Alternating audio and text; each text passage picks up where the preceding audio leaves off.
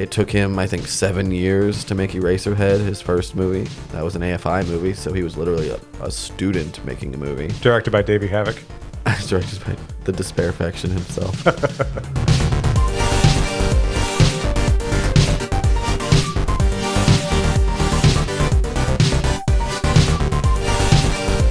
And we're on Mars, ladies and gentlemen. John Carpenter's Ghosts of Mars. Is that a ghost of Mars? Is that what a ghost of Mars looks like? Look at his little fupa pouch. I love the idea that John Carpenter made a movie because Mars is cool, yo. Like, that was pretty much the only impetus behind making that movie. It's great. Right. Just great. Just him having fun. I love it. Love Carpenter having fun. Welcome back to Watson and James Don't Play. My name is James. And I'm Padawan Watson. People wonder, like, they'll ask me, like, so how do you start the show? And I go, I hit the record button and start talking. Yeah. And it just kind of falls out. The worst podcast is the one you don't record. The second worst is what we're doing right now. Oh, jeez. These are horrible. Yeah, I hate them. Can I block them? Yeah, I can block them. Hell yeah. So, as I'm sure you're probably aware, oh, God, she's going to bite me. You went right into the combat with no warm-up. No, huh? Baller move. Yeah, I was like, come on, get some. And they did. They got a little. See my little life bar? It's less. Is there a monster that drops down here? I don't know. I spend way more time looking at customized ponchos and lightsaber hilts than I do memorizing maps. This was my favorite poncho. It's a good-looking poncho. I like the color scheme of that one, but I feel like Do we need to go to Poncho Town? we got some other options. Let's go to Poncho Town. I'm trying to remember the one that I used a lot. As you can see, I don't have all of them unlocked, but I have a good chunk of them. I think it was the blue-black with the white stripe in the middle. This is just blank canvas. Well, you're not wearing one. Skinny man boy. You're essentially not wearing the poncho. That's his scrapper poncho. That's your basic bitch. We got Starfighter poncho, which is the same as this, just a different color. Go far right and down one. That's the one I used. Hyper Shell. Go to the back because the back looks cool. The back. How do I You turn? can spin him around. No, I can't. You should be able to select it and spin him around. Geez. Select it? What am I doing? I don't know. You're hitting all kinds of things. Dude, I am. I'm hitting all the wrong buttons. Select this, and then spin. And spin. Come on, spin. You can't, like, press in a stick and do it. No, man. I don't know. All right. I don't know. Whatever. Anyway, this is my go-to, not this one. Where was I? Yes. This one. Yeah. It's just like a piece of carpet that I found. Then can we compromise? Could you make BD1 like blue to match you rather than brown or whatever to match you? I can do that. So I want him to pop a little more. I like it when he pops. Let's see. There's a blue and white version of it. Green. That's pretty cool. Blue and white. There it is. Kind of an R2 style, right? Or we'll give him the orange. Go over one. Oh, okay. Swoop. That's nice, right? Not the Nike swoosh. You like the that? Swoop. It is cool. I like that. I like his little lights in the back of his head. It's a very cool droid. It's a cool idea. It's just he's adorable. He's super helpful. Like, great choice all around. He might be the highlight of the whole game. Oh, yeah. And this is awesome because it's yellow. Just bright freaking yellow. A yellow vehicle. Bam, baby. Look at that. Let's talk about it. In a spaceship, I'm a big fan of yellow. Okay. In a Corvette, not so much. You know what I mean? In a 99 Sunfire, not so much. My dad is kind of a farmer, but doesn't actually do any farming kind of thing. Just has people that works for him. Just has a lot of money. Yeah. My dad's a farmer. Your dad owns a piece of land. Your dad owns property. Yeah. Right. And then other people farm on his land. Let's not get carried away, Brandon. Here. Yeah. Somewhat removed from the actual farming itself. I think that was a yellow Celica that he drove. And it was... Celica. Ugh. I don't know where to go in this map. And we're playing this game in honor of the other game that came out today, which is not this one. This is the one that came. This one, but you get to grow a beard in that one. You sure do. Jedi Survivor came out today, and isn't that something? And it had been a minute since we played this, and it's Star Wars is always fertile for us to talk about. I feel like, you know what I mean.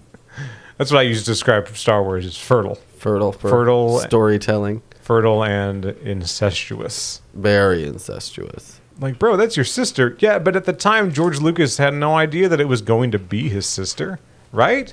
Or do you think he knew the whole time and George Lucas is just a fucking weirdo? He's a weirdo, isn't he? I think he was still figuring it out. Okay, gotcha. And I also think that he wanted to leave some options open. You know what I mean? I do, yeah. And a certain amount of that you just kind of got to get over. I had a dream the other night that I was one of George Lucas's children. Also, brothers and sisters kiss, right? All the time? Yeah. I don't know. I don't have any sisters. Oh, they don't. But all the time, totally, for sure. On the mouth? On the mouth. Tongue. Yeah. Yep. Yeah. Do I go up there, maybe? Did you ever know anybody? Did you ever know a, like, kiss on the lips family? No. They do exist. That's creepy. It is creepy. It's creepy. Those are the same families that call the siblings, like, bro, and sissy and shit like that. You know those? The real, like, baby-fied family we weren't even the kind of family that would say, like, I love you.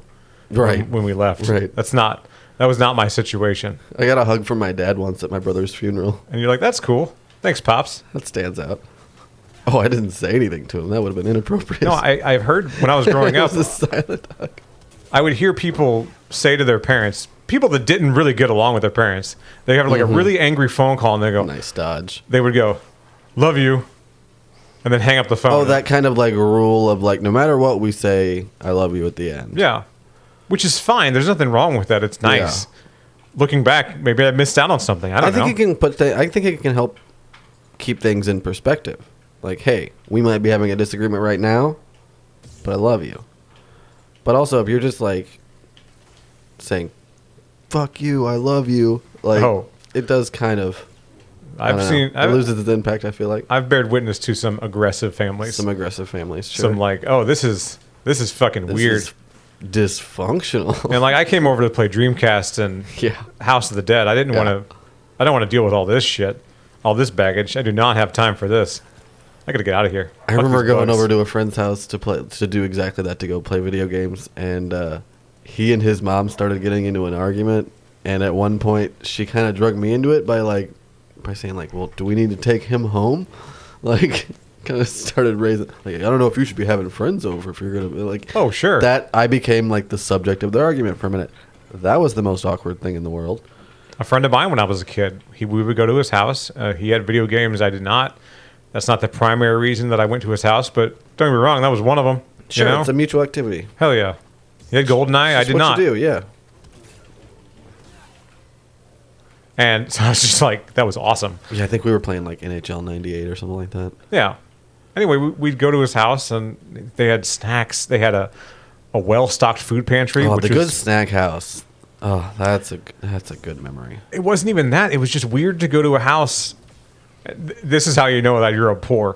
It was weird to go to a house where there was just food available. That's what I'm talking about. Yeah, that's the snack house. Yeah, like, and the fact that snacks exist there. Right. There were no snacks growing up when I was a kid. There was the occasional moon pie, but the moon pie you had after dinner.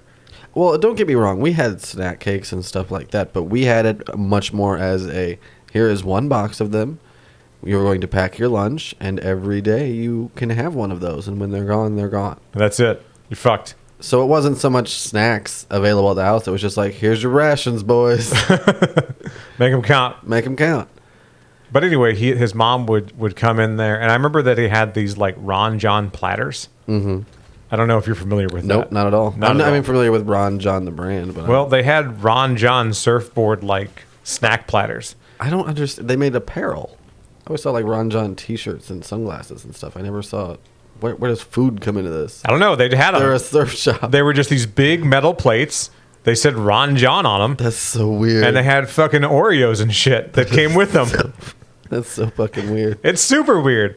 Can I get up there? Can I climb that wall? Is that a climbable situation? They're like, enjoy this soup. It's from BMW. So his mom, the sweetest... What is this, a bisque? This is nice. His mom was the sweetest woman on the planet, right? Mm-hmm. And he was like, just leave it at Mom. I'll get it later. Oh, the ungrateful kid makes you cringe secondhand. I want to say that we probably talked about this before, but it bears repeating because it kind of fucked me up. And I mean, like, dude, that was... Your mom brought us full-size Snickers and Oreos. And your mom's being super awesome right now. Why are you being a little shit? Why are you being such a dick? That's what you're trying to express to him. We have been in here for hours. And no responsibilities, no care in the world. We're being fully enabled with snacks.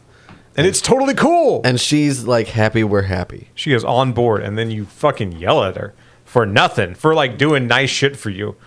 Mom, how dare you? Shut up, Mom. One time he told his mom to shut up, and I was like, no, never. I would never. We can't hang out anymore. Oh, these guys are going to kill me. Yeah. Do I put it on story? Get that stim pack, bro. Stim pack. Yeah. Nice. Oh, yeah, I got it. Yeah, I'll be you all got right. it now. Yeah, I got it. You bounced back. You're good now. Okay, I just whiffed that guy.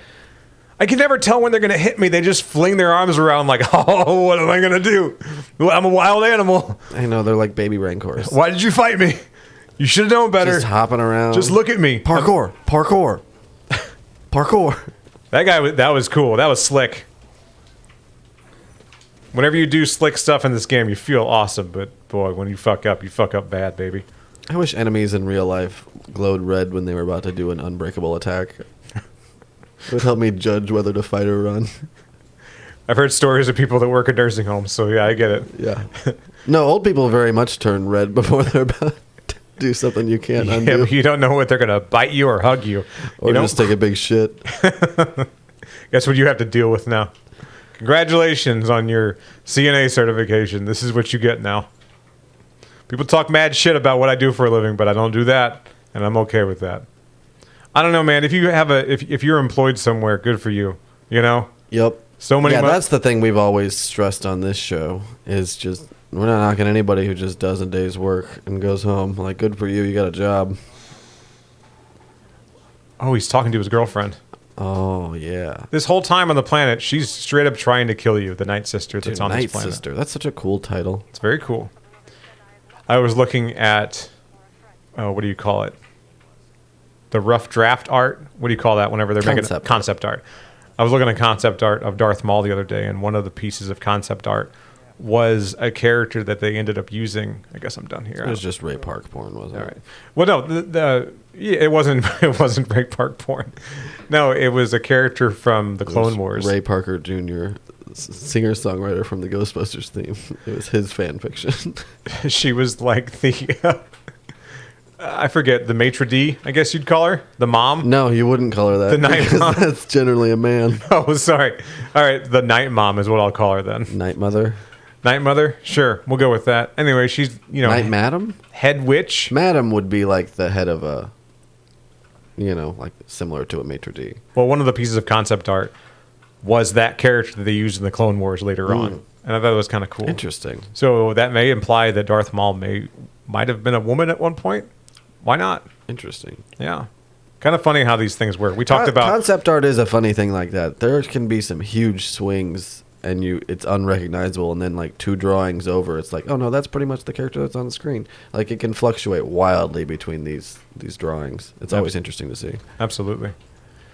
It's kind of like I wonder about some of the David Lynch stuff that I've seen over the years where he's trying to decide who's going about it. I worry about it. Yeah, you're worried for David Lynch. I'm worried for David Lynch because there's one guy in all of Hollywood that I'm not worried about. It's David Lynch. He seems that guy's got it fucking nailed down. So I worry about him because I think about people like that being taken advantage of.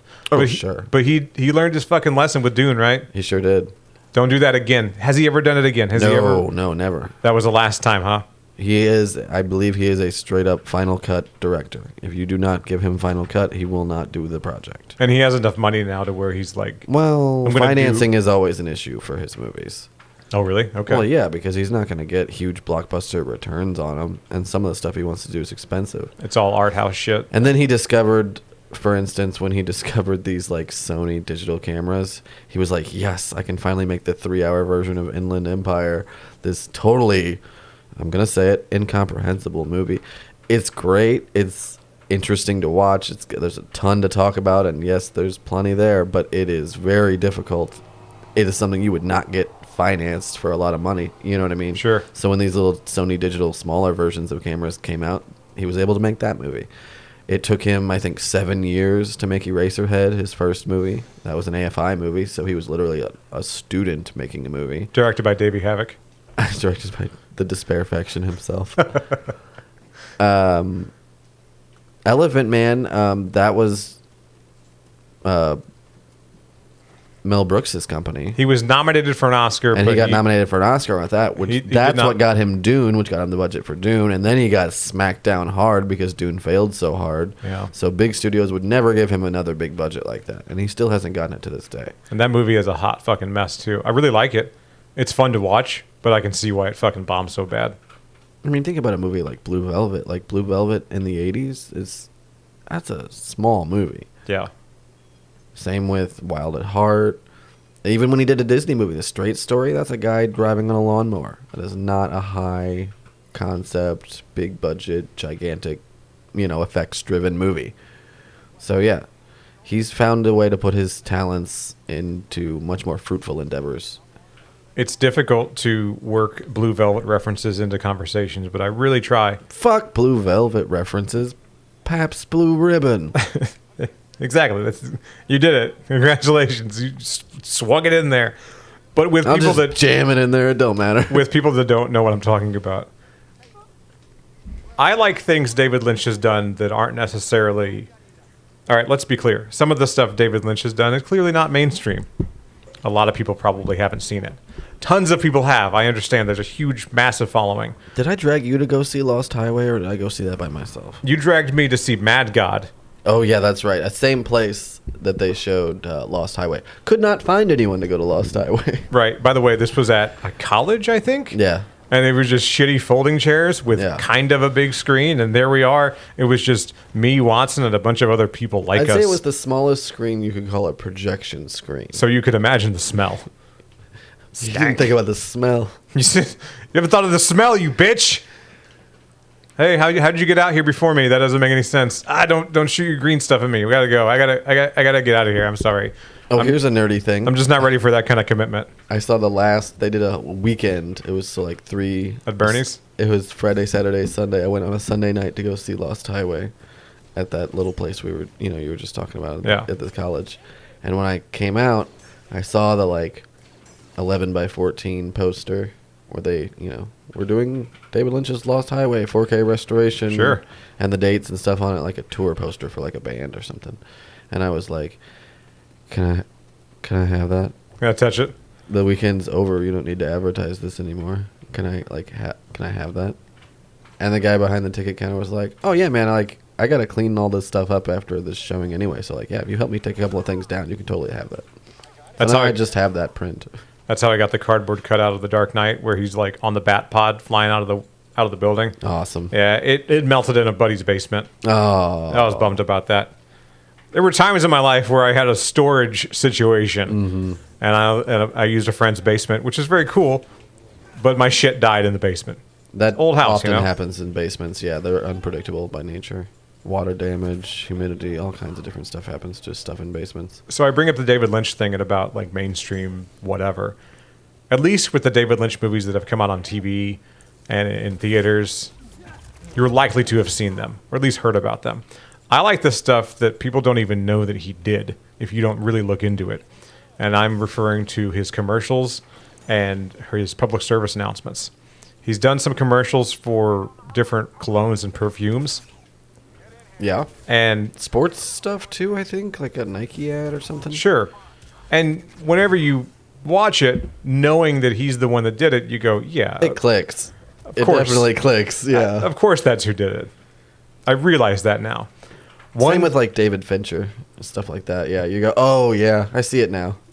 One that I don't think a lot of people have seen because, you don't live in New York City, so you're not familiar with the fucking New York sewage treatment plants. He did one for, I want to say, and I can't verify this because I don't remember exactly what it was, but it was some kind of sanitation, and I think it was New York Sanitation. He did a PSA for them. Amazing. And you know what? I'm just gonna play it real quick. We're gonna pause this right now. Yeah. And I want to play the PSA that I'm thinking of. So here's David Lynch on that topic.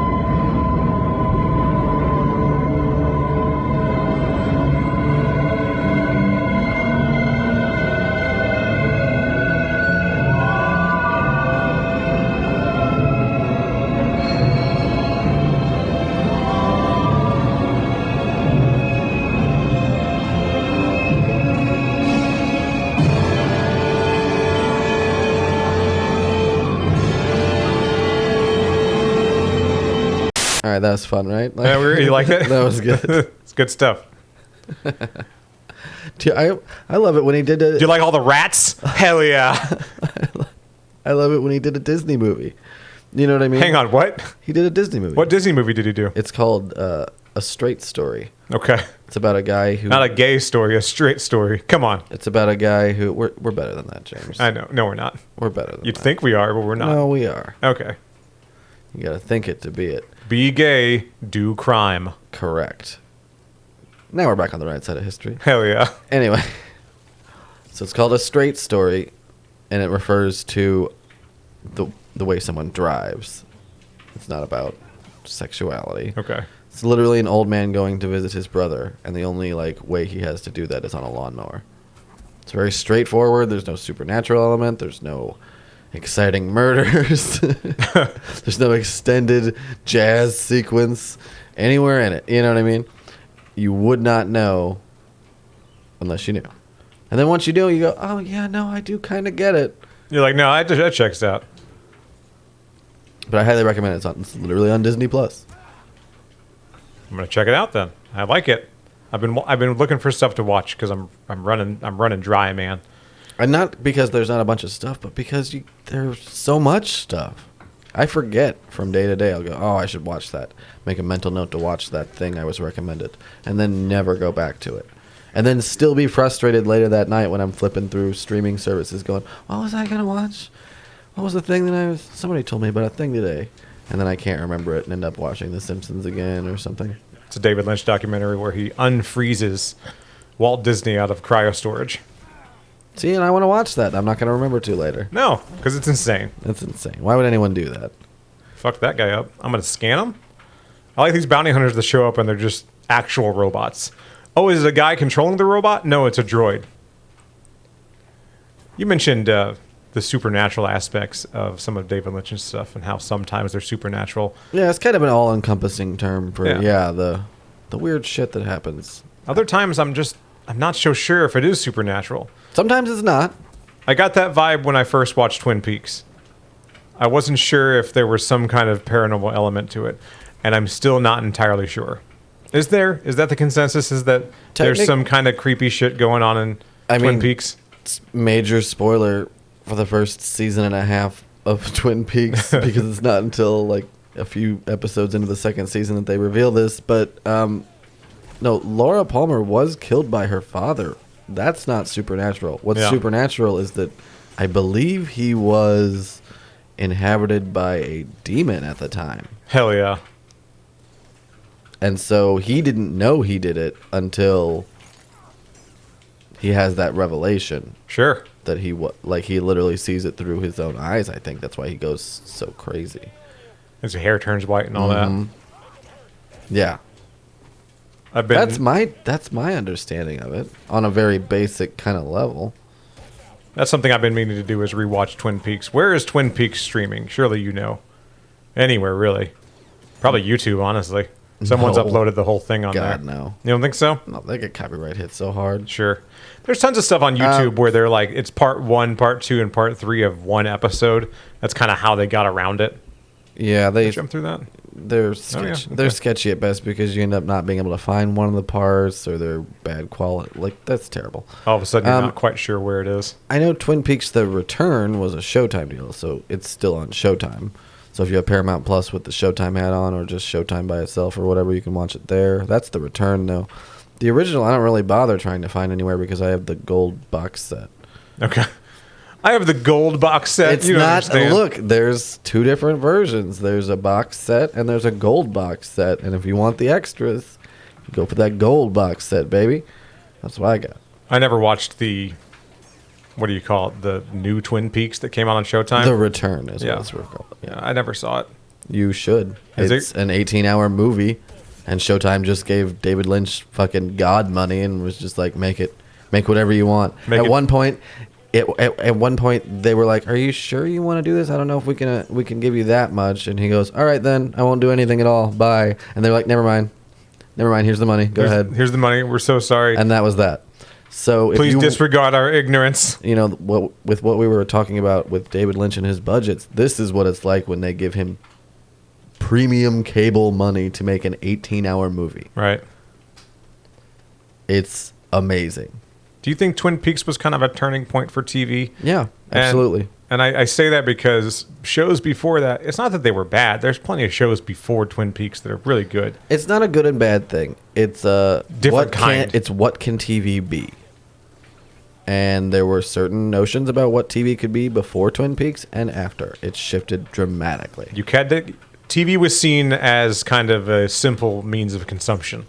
Yeah. You didn't want to think too hard when you were watching TV. We just want people to watch the Colgate ads in between. We don't really care what they're consuming or what part of their brain it tickles. And I say that... sit there and laugh like idiots or cry like idiots or whatever stupid emotion. They didn't have any artfulness to it. Yeah. Now, that's not to say there weren't any shows at all. We're just talking about the general TV landscape of 80s sitcoms and stuff like that lead up to 1990, 91 that Twin Peaks comes out. It gave TV people, though, the kind of license to branch out a little bit. Mm-hmm. Make it a little deeper. Maybe the average viewer isn't as stupid as they thought they were. Or maybe you can stretch things a little farther, yeah, without totally losing people. And now you have shows that you have to watch.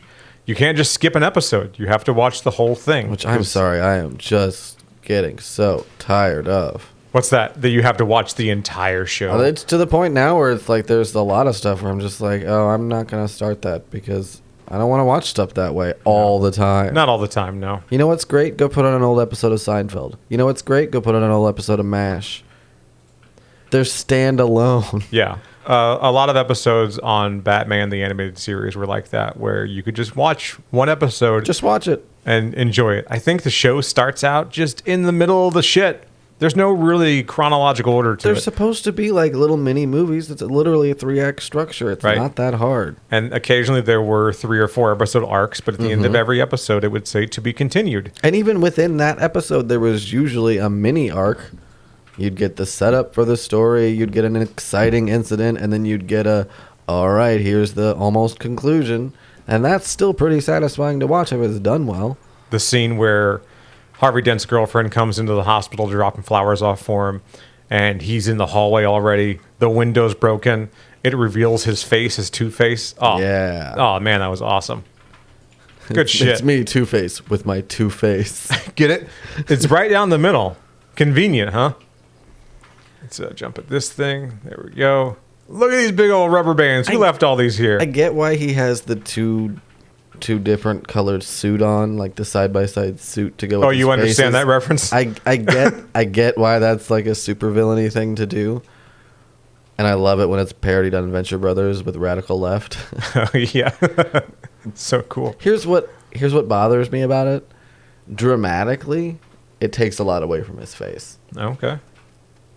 And I guess if you're going by the cartoon, too, his messed up hand. Even in The Dark Knight, they couldn't resist. No, I'm just saying, imagine that you're in a dark alley, and there's like a crime occurring at the other end of that alley, right? And Two-Face is there. Maybe in Crime Alley. If you see him from 50 yards away and you go, why is half of that tiger striped and stuff? It really takes away from the dramatic turn and reveal of the Two-Face. Sure. You know? I just think it works better if you let the face speak for itself. But yeah, in The Dark Knight, they couldn't resist. They said, fuck up part of his suit. It's the suit from the explosion. Ugh, yeah. Whatever. You're like, it was fine up to this point. And then they made another one. And they shouldn't have done that. I don't know how to get out of here. I'm stuck in this hole. You sure are, buddy. What do? Go back up, maybe? Oh, it's filling with water. There you go. Ah, there we are. The Tomb of Mictrol. Fucking nailed it. All right. I have spent so much time on this planet. I want to hit it with a stim pack real quick, because if you get hit by something out of nowhere, you're going to die. Got it. BD's got my back, because apparently I'm not paying attention. These little cracks in the walls. Yep. I remember the last time we played this, I got stuck looking for one. Yep. And the crack was right the fuck there. It feels like they just put them in there just so they could have this kind of cool camera angle. Someone did this once and said, now do it 30 more times in the game. Are we going to talk about Succession this week? Oh, yeah, real quick. Real quick. Shiv Roy. We love her. Do we? I do. Okay. She's great. All right. She makes me want to hurt people. She also makes you feel things, doesn't she? Bad things. Bad good things. Bad good things. As you can see, we're a little divided on Shiv, apparently. A little bit. No, I'm not. She's She's a horrible, manipulative person. James is just scared of how much he loves her. Almost like everyone else in the show. Everyone else in the show. But I want her to come out on top. They're just awful. And like everybody else said this week, was definitely Roman's Emmy episode, for sure. Yeah. He really brought it. I loved the subtle references to Alexander Skarsgård being in True Blood and stuff like that. That was funny. I saw a picture earlier. It was Rory McCauley and what's the other one? We just said his name. Kieran Culkin? Kieran, yeah. Kieran. They were all, it was like a Vanity Fair photo shoot. Yeah, from I think 2001. Okay. They're all in like a kid's bedroom. Yeah, but like a fancy one. Very Looks fancy. Like Wes Anderson designed it. The pink sofas and everything. It's all very, it meant to feel extremely 90s. And even though it was 2001. Because it was 2001. They're like, no, hang on. There's more. You remember the 90s? Let it stretch out a little bit. It's not like they turned it off. The interesting thing about decades, though, they do kind of bleed over. Like 1989 feels a lot like 1991. You know? Oh, yeah. It's not like, congratulations, we're in 1990 now. Everything's different. I'm in a bad place. I shouldn't be here. This is not the time for puzzles. All right, yeah, just run. I'm just going to... Just open her up. Just run. Just run. Escape. Now run home, Charlie. Run home as fast as you can. Can I fight this guy? Oh, hell yeah. Ah! All right, here's your final fight, buddy. We're wrapping it up. Did his Iron Man chest thing at me. All right. Whack, whack, whack. Not bear hugs. No bear hugs. No, it's a good show. I mean, it needs to end. I'm excited for it to end. Spoiler alerts, just in case you haven't seen the show. I think they're going to stick the landing. I like how I say spoiler because it's a big one. I like how the patriarch of the family, Logan Roy, just fucking dies. No real warning, just... I remember no, there's tons of warning. There's 4 seasons of warning. But I'm not talking about that. I know what you mean, though. It's all very sudden. It happens off screen, off camera. It's beautifully handled. If you haven't seen it, just watch. Just watch it. Watch the show. It's a great show. I remember thinking in season 1 when he was having like the health scares and they were really playing up like how vulnerable he potentially was health-wise. I was like, oh, they'll kill him off at the end of the first season. Second season will be about, the power struggle. Third season will be out whoever's taking over. You know what I mean? You could really map out the show that way, especially with an actor like Brian Cox. He could easily be the main guy in the first season, then it shifts to another character in the second season, stuff like that. So the fact that we're in season 4 and he just now passed away, you know what I mean? Yeah, that's true. It's pretty great. I like the part in Super Troopers where he bites the soap. Oh, bite it, Farva. Make him look like a dick. We got a new skin. Let's look at it real quick, and then we'll go. It was for the Mantis. It was called Greasy Monkey. Oh, money. Whoops. Outstanding. Freudian slip. I don't like it. Back to yellow. Yeah. All right. We'll see you next time.